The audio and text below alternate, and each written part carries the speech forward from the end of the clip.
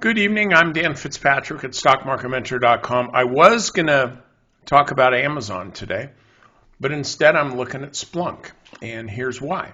The stock is in a volatility squeeze, trading pretty tight, and you can see 160 bucks is really the ceiling for the stock.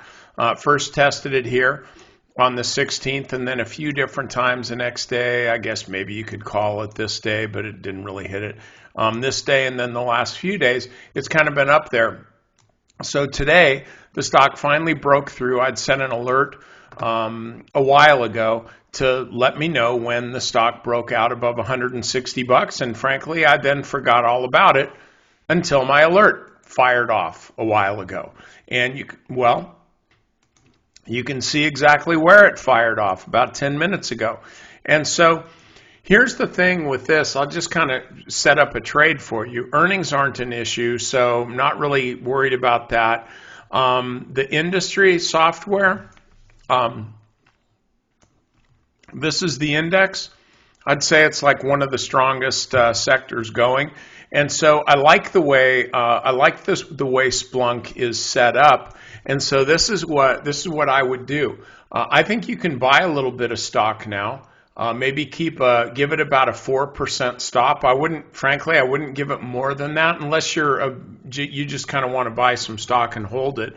But from a price or from a swing trading standpoint, I'd really just want to put my stop below the last several days of trading. If you want to, the lows here's 51. I just think personally that's a little bit too much room to give a stock that I'm buying on a breakout. I don't want to be holding a stock that I'm buying on a breakout. And listen to me, I think this is really important. A stock that I'm buying on a breakout, I don't want to have my stop below the low from the congestion from which the stock is actually breaking out. In other words, I got to change this. For whatever reason, my box is magenta, and that's just bad.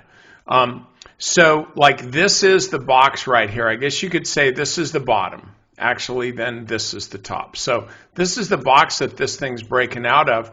If I think this stock is going to hold above 160 and keep going, I don't want to put my stop clear down here, because the stock doesn't have to come all the way down here to disprove my thesis.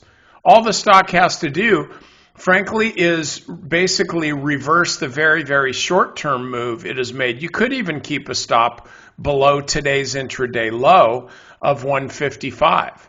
Nothing really wrong with that, but since the stock had been trading sideways, I thought I'd give it a few more days. So the bottom line, though, is I think this is a pretty good risk-reward trade to the long side, even though it's up.